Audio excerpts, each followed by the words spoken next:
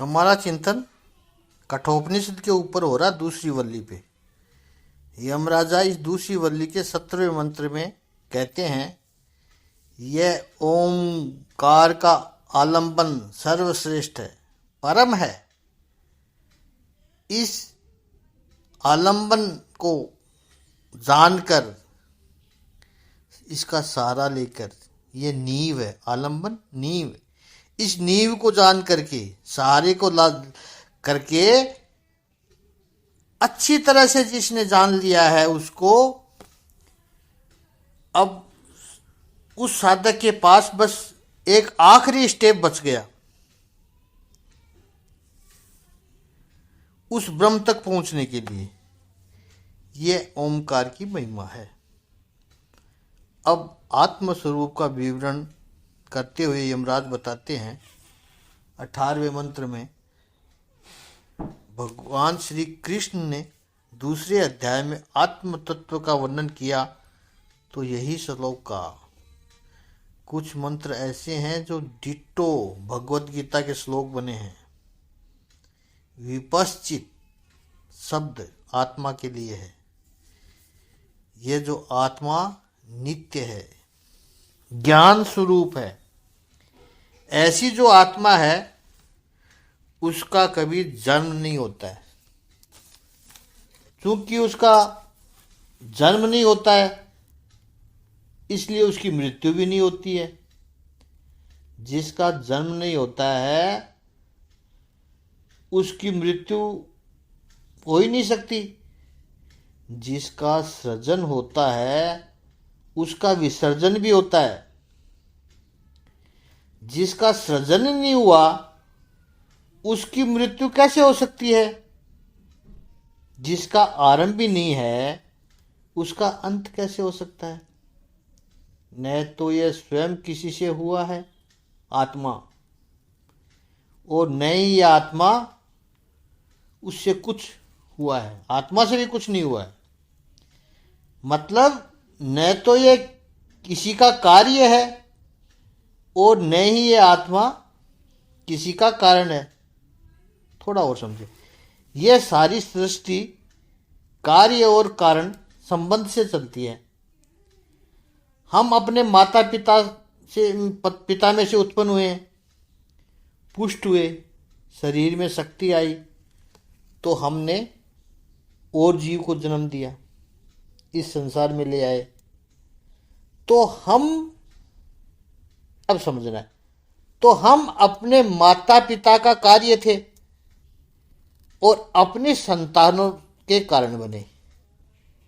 लेकिन आत्मा न तो किसी का कार्य है और न ही वो किसी का कारण है। कैसा है ये आत्मा? अजन्मा है, नित्य है, इटर्नल है, शाश्वत है, सनातन है, और कहा है पुराण है।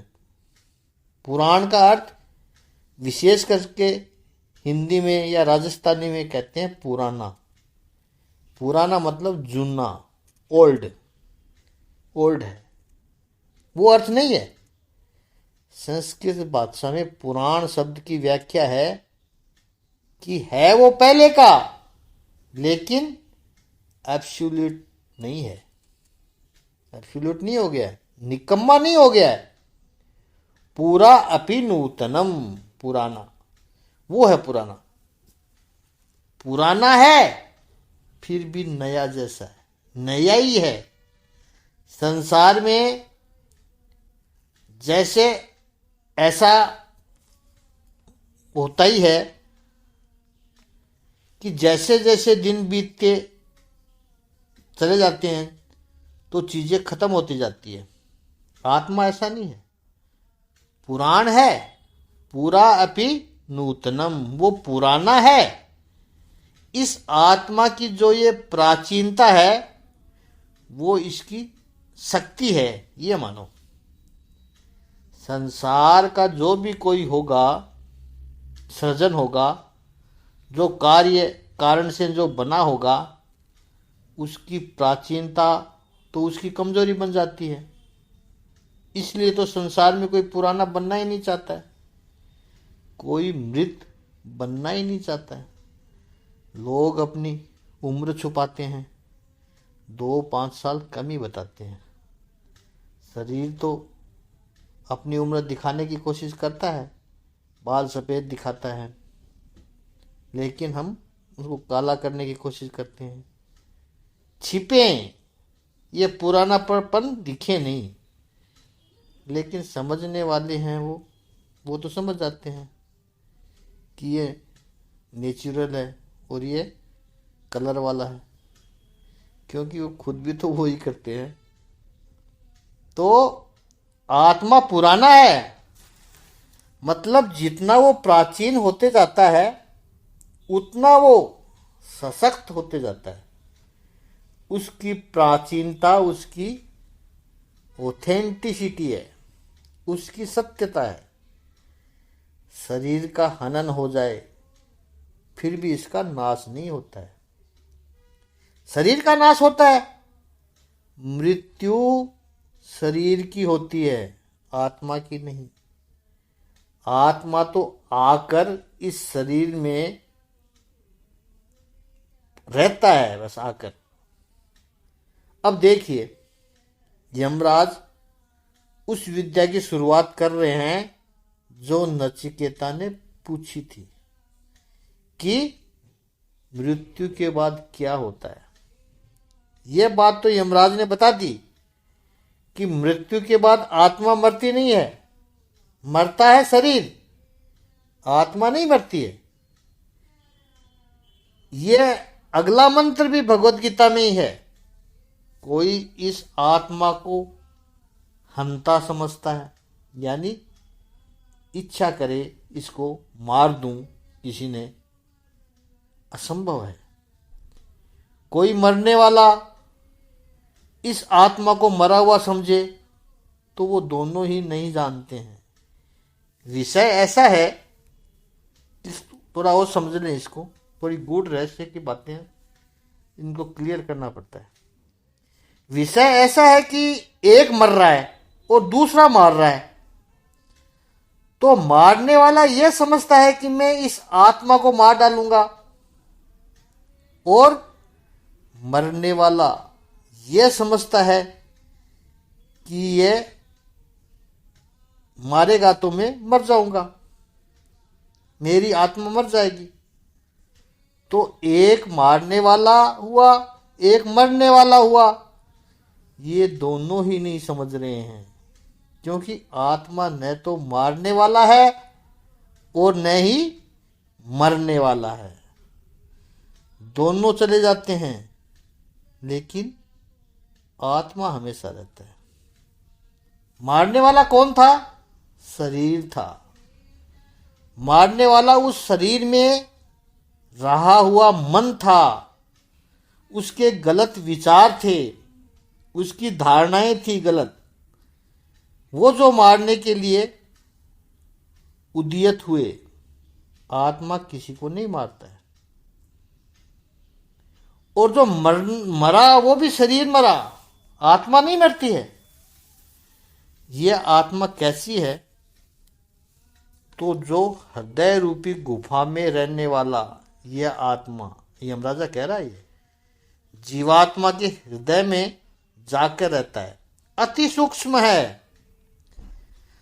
सूक्ष्म से भी अणु बोला है, अणु से भी सूक्ष्म, अणु से भी सूक्ष्म है, सूक्ष्म से भी सूक्ष्म है, और विराट से भी विराट है। इस आत्मा से ज्यादा न तो कोई सूक्ष्म हो सकता है और न ही इससे कोई बड़ा हो सकता है।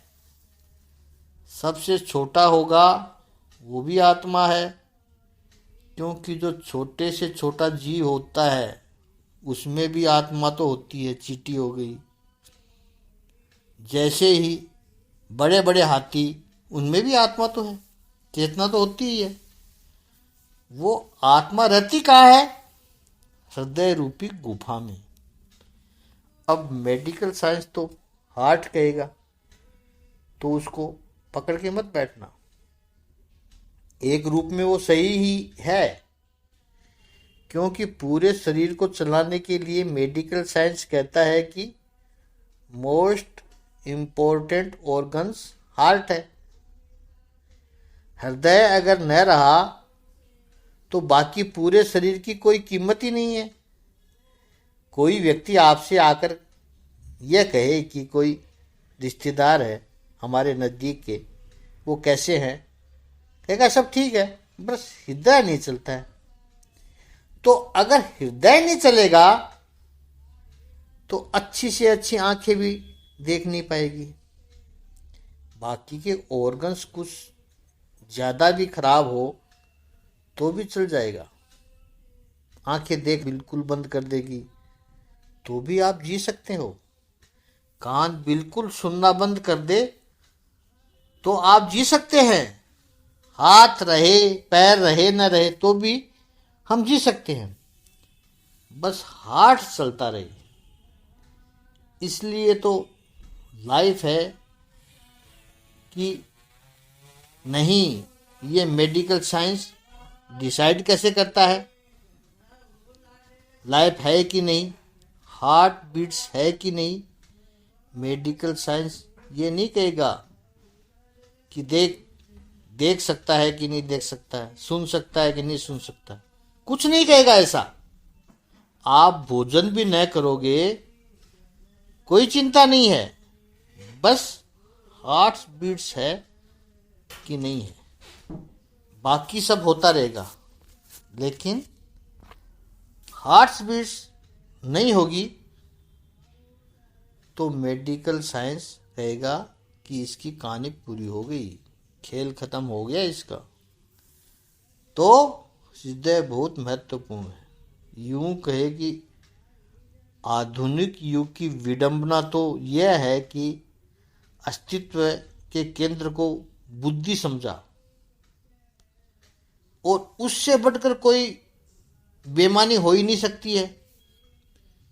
ये जो इंफॉर्मेशन के युग में, डेवलपमेंट के युग में बुद्धि को इतनी प्रधानता दे दी कि हृदय को भूल गए, भावनाओं को भूल गए।